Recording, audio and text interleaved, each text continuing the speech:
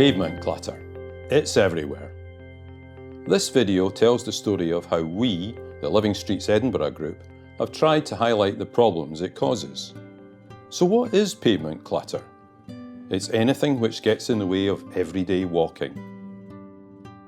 It could be fixed objects, like signage poles or guardrails, or it can be temporary obstructions like bins, roadworks, or overhanging branches.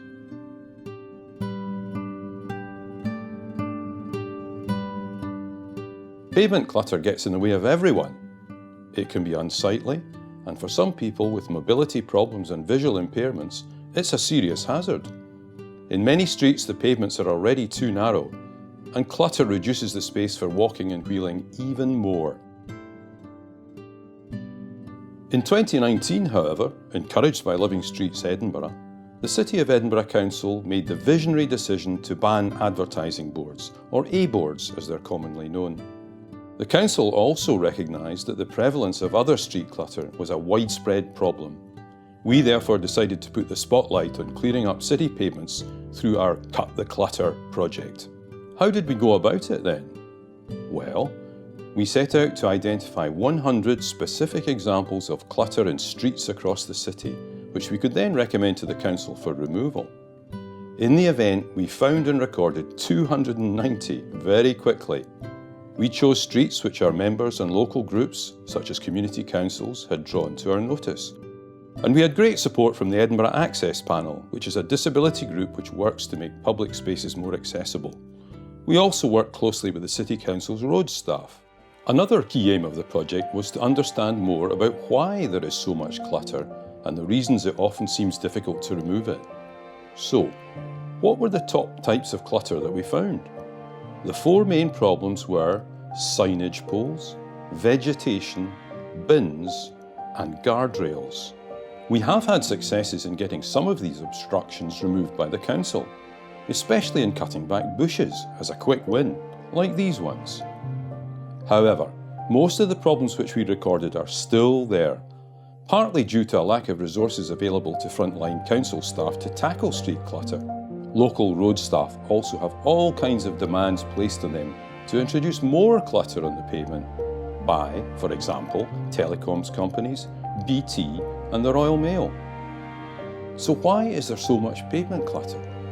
It isn't because of a lack of policy. There's a whole host of guidance which recognises the problem.